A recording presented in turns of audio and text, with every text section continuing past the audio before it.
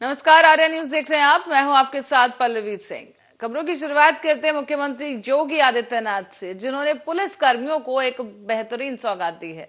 बता दें आपको कि पुलिस कर्मियों को अब साइकिल भत्ता 200 रुपए की जगह बाइक भत्ता मिलेगा, यानी 500 रुपए।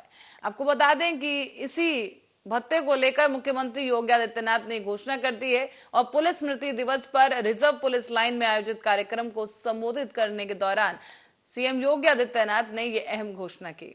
इसके पहले उन्होंने शहीद पुलिस कर्मियों को भावभीनी श्रद्धांजलि अर्पित की। उधर डीजीपी डॉक्टर देवेंद्र सिंह चौहान ने पुलिस की कार्य प्रणाली की तारीफ करते हुए कहा है कि पिछले 5 साल में डीएनए में बदलाव आया है, जिसके पुलिस की सक्रियता के कारण प्रदेश में जातीय और सांप्रदायिक हिंसा नहीं हुई। मुख्यमंत्री योगी आदित्यनाथ ने पुलिस स्मृति दिवस पर पिछले 1 साल में शहीद हुए 7 पुलिस कर्मियों के परिजनों को सम्मानित करते हुए कहा कि पुलिस और सरकार उनके साथ है और यूपी पुलिस की सक्रियता के चलते गुंडा और माफिया राज का अंत हो गया है। पुलिस कर्मियों को मिलने वाला साइकिल भत्ता अब बाइक भत्ता के तौर पर दिया जाएगा, जिसमें 200 रुपए की जगह अब 500 रुपए की राशि तय की गई है। साथ ही साथ पेंशन के लिए लोगों को दौड़ भाग नहीं करनी होगी, जिसे ई पोर्टल पर लिंक किया जा रहा है। साथ ही साथ मेडिक्लेम के 5 लाख तक के बिल को डीजीपी को पास कराने का अधिकार दे दिया गया है।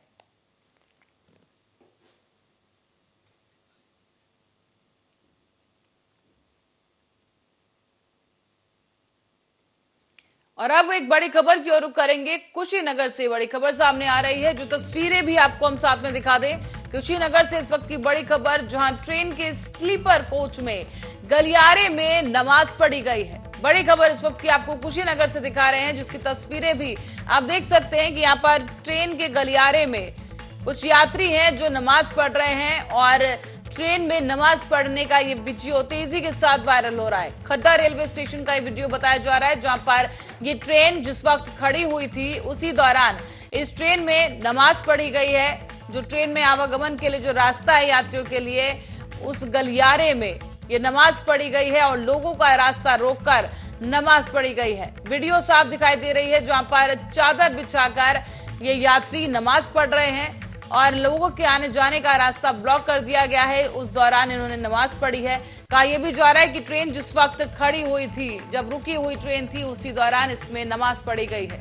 कुशीनगर का यह मामला है, जहां खड्डा रेलवे स्टेशन पर खड़ी हुई एक स्लीपर कोच में यात्रियों ने नमाज पढ़ी है।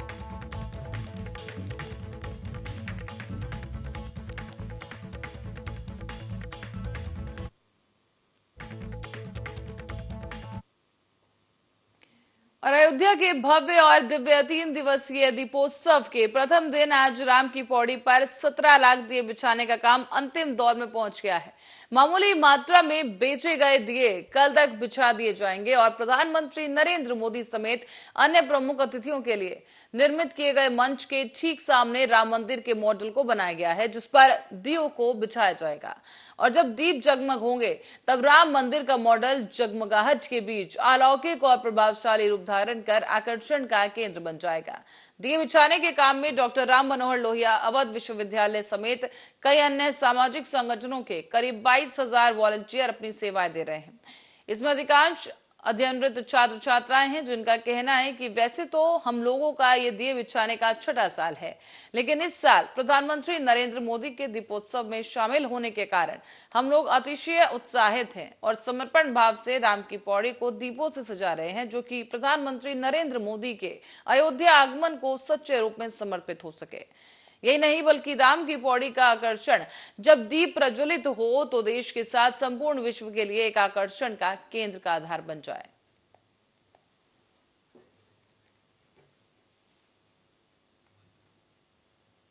ब्रेक के बाद एक बार रुक करेंगे खबरों की ओर। खबर आपको बता दें कि प्रधानमंत्री नरेंद्र मोदी ने बद्रीनाथ केदारनाथ पहुंचकर सांस्कृतिक समृद्धि का मंत्र फूंका है। करोड़ों हिंदुओं की आस्था के प्रमुख केंद्र पर प्रधानमंत्री नरेंद्र मोदी न सिर्फ हिंदुत्व का संदेश उन्होंने दिया, बल्कि भारत चीन सीमा के पास बसे देश के अंतिम गांव माणा में सामरिक महत्व की 2 सड़कों के चौड़ीकरण की योजना की आधारशिला रखकर उन्होंने चीर प्रतिद्वंदी चीन को भी संदेश दिया है कि ये नया भारत है और अपनी सीमाओं की हिफाजत करना हमें अच्छे से आता है। रोड कनेक्टिविटी की सीमांत गांव के सन्नाटे को तोड़कर वहां चहल पहल करने के लिए उन्होंने देश के लोगों को सीमांत गांव तक यात्रा करने की प्रेरणा देने की कोशिश की है। देश के सीमांत गांवों को देश का अंतिम नहीं बल्कि प्रथम गांव पुकार कर उन्होंने अपनी सरकार की प्रतिबद्धता जाहिर की। इसी के साथ साथ विधानसभा चुनावों की तैयारी कर रहे हिमाचल और गुजरात का भी जिक्र करना प्रधानमंत्री नहीं भूले। उन्होंने सीमांत गांव के विकासखंड के लिए पाकिस्तान की सीमा पर स्थित गुजरात के 2 गांवों की मिसाल दी, जिसका उनकी सरकार में उद्धार हुआ था। उनका परिधान हो रहा है और या उनके शब्द बाण। जानकारों ने उनके पीछे से सियासी निहितार्थ भी टटोलने की भरपूर कोशिश की।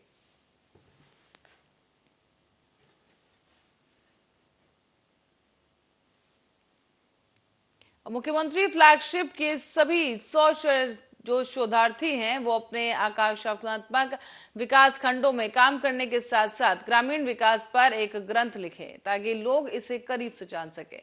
दरअसल आपको बता दें कि मुख्यमंत्री योगी आदित्यनाथ की तरफ से ये घोषणा की गई है छात्रों के लिए, और सरकार का ये पहला फ्लैगशिप कार्यक्रम नए प्रयोग के रूप में उभर कर सामने आएगा। इसी के लिए जो भी शोधार्थी 2-3 साल बाद शासकीय सेवा में आना चाहें, सरकार उन्हें वरीयता देगी, क्योंकि उनके पास काम का एक अच्छा अनुभव हो चुका होगा और शोधार्थियों की आयु में छूट और अतिरिक्त वरीयता देखकर सरकारी सेवा में उन्हें मौका दिया जाएगा। ये घोषणा मुख्यमंत्री योगी आदित्यनाथ ने लोक भवन में आयोजित मुख्यमंत्री फ्लैगशिप कार्यक्रम के दौरान नव चयनित शोधार्थियों को टैबलेट वितरण करते हुए इस कार्यक्रम के दौरान दी। मुख्यमंत्री ने यह भी कहा कि प्रदेश की अर्थव्यवस्था एक ग्रामीण अर्थव्यवस्था है। 1 लाख से अधिक राजस्व गांव और 58,000 से अधिक ग्राम पंचायतें, 75 जनपद और 826 विकास खंड है। पूरे देश में उत्तर प्रदेश ही एक ऐसा राज्य है जहां पर 75% आबादी ग्रामीण क्षेत्रों में निवास करती है, और ऐसे में 100 आकांक्षात्मक विकास खंडों को सामान्य जनपदों से सामान्य विकास खंडों की तर्ज पर विकसित करने के लिए जो कार्यक्रम बनाया गया है, उसके लिए 100 मुख्यमंत्री फ्लैगशिप शोधार्थियों को तैनाती दी जा रही है, जो अगले कुछ सालों के अंदर ही अपना परिणाम देखकर प्रदेश सरकार के विकास की यात्रा में सहभागी बनेंगे।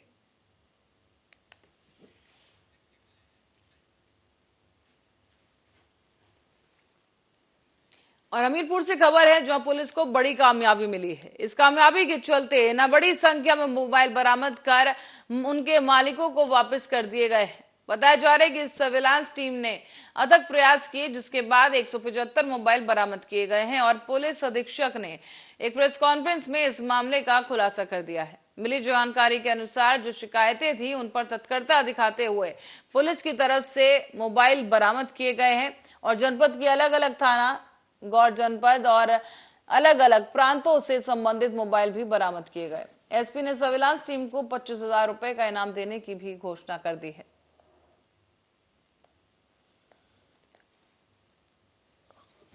अक्टूबर को पुलिस स्मृति दिवस के अवसर पर हमीरपुर पुलिस द्वारा जो विगत माह से ये एक सतत प्रक्रिया चल रही थी, जिसके प्रयास के क्रम में 175 मोबाइल जो लोगों के खोए हुए थे उनको हमीरपुर पुलिस के सर्विलांस सेल ने इनको बरामद किया है, और आज हम इन मोबाइल को इनके जो वास्तविक स्वामी हैं उन सबको सुपुर्द करेंगे। तो ये एक बहुत ही सराहनीय कार्य किया गया है, और इन 175 मोबाइल जिनकी अनुमानित कीमत लगभग 30 लाख है, और इनको जनपद और गैर प्रांतों से भी इनको बरामद किया गया है विभिन्न। और मध्य प्रदेश के रीवा के नजदीक ही एक नेशनल हाईवे 30 पर भीषण हादसा हो गया है। इस हादसे में करीब 14 लोगों की मौत हो गई, जबकि 35 से ज्यादा यात्री घायल बताए गए। राहगीरों की सूचना के बाद सहयोगी पुलिस मौके पर पहुंची और बस में फंसे यात्रियों को रेस्क्यू किया गया है।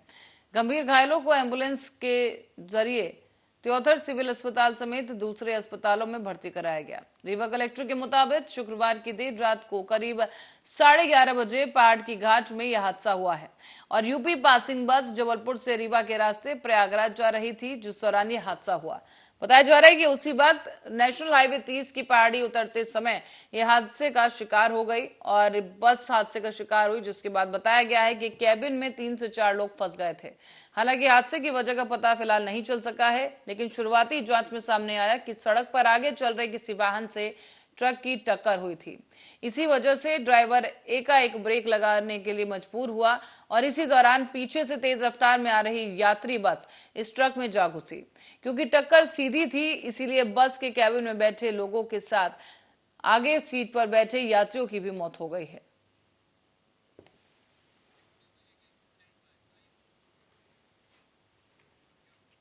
और अब बरेली विकास प्राधिकरण की ओर से खबर है, जहां पर जेई एसपी सिंह धड़ल्ले से अवैध निर्माण करवा रहे हैं। बताया जा रहा है कि बरेली विकास प्राधिकरण इससे पहले भी कई बार सवालों के घेरे में आ चुका है, क्योंकि बरेली में तेजी के साथ अवैध निर्माण का काम किया जा रहा है, जिस पर कोई भी कार्रवाई नहीं की गई। और ऐसा ही मामला सामने आया है सीबीगंज के जौहर का, जहां पर हाईवे के किनारे अवैध फैक्ट्री का निर्माण करवा दिया गया है। जब एरिया की जेई एसपी सिंह से बात की गई तो फैक्ट्री को देखने की बात कही, लेकिन बड़ा सवाल यह है कि बरेली विकास प्राधिकरण के जेई इतनी मेहरबानी आखिर क्यों दिखा रहे हैं कि राजस्व का ही नुकसान करवा रहे हैं और अवैध निर्माण को बढ़ावा दे रहे हैं।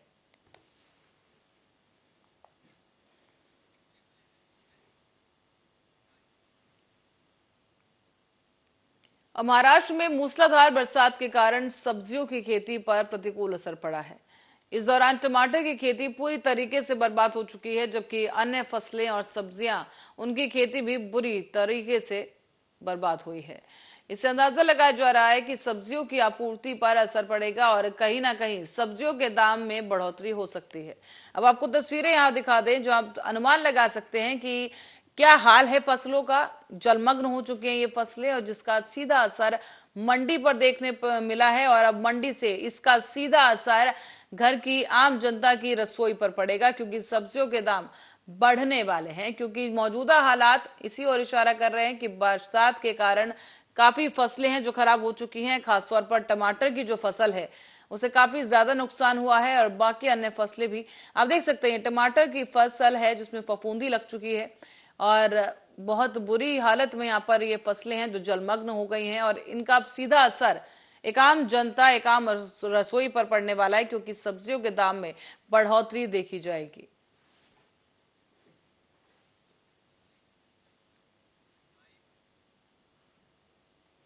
अब मुंबई से सटे पालघर जिले में करीब 13,37,720 रुपए की देसी और विदेशी शराब को बरामद किया गया है।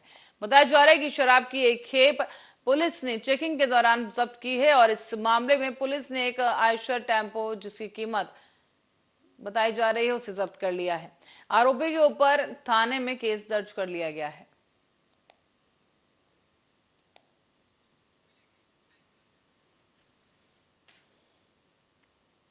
अब मुंबई के सेशन कोर्ट ने पहली बार साइबर क्राइम आतंकवाद के मामले में पहली बार किसी आरोपी को आजीवन कारावास की सजा सुनाई है। दरअसल आरोपी अनीस शकील अंसारी को उम्र कैद की सजा हुई है और बताया जा रहा है कि एटीएस अपराध मामले में मुंबई सत्र न्यायालय का यह बड़ा फैसला सामने आया। जानकारी के लिए बता दें कि आरोपी अनीस 2014 में एक मामले में गिरफ्तार किया गया था और मुंबई की बीकेसी इलाके में स्थित एक अमेरिकी स्कूल पर आत्मघाती बम हमले की साजिश रच रहा था। न्यायालय ने ये ऐसा एक पहला जजमेंट है जैसा साइबर टेररिज्म के अंडर किसी को कन्विक्शन हुआ है और उसको लाइफ इम्प्रिजनमेंट दिया है under section 66F of the information technology act. ये अनीस अंसारी जो आरोपी थे वो एक कंप्यूटर इंजीनियर थे और हियर सॉल्यूशंस कंपनी में वो काम करते थे। वहाँ पर उसने एक फेक प्रोफाइल क्रिएट करके वो एक American school NRI school eight BKC वहाँ पर एक सुइसाइड बॉम्बिंग अटैक जिसे लोन वुल्फ अटैक कहते हैं वो करने की कॉन्स्पिरेसी हैच कर रहे थे एक अमेरिकन नेशनल के साथ। तो एटीएस को जब इसके बारे में मालूम पड़ा तो एटीएस ने उनको अरेस्ट करके उनसे FIR रजिस्टर हो गया और फिर बाद में चार्जशीट फाइल होके मैटर में 28 विटनेसेस प्रोसिक्यूशन विटनेसेस हमने एग्जामिन किए थे कोर्ट में और आज उसमें कोर्ट ने जजमेंट दिया, फाइनल जजमेंट, और वो अनीस शकील अंसारी को सब ऑफेंसेस के अंडर गिल्टी घोषित करके सेक्शन 115 ऑफ IPC के अंडर 5 साल की सज़ा सुनाई है और section 66F of information technology act जो साइबर टेररिज्म इन्वॉल्व होता है उसमें लाइफ इम्प्रिजनमेंट दिए हैं।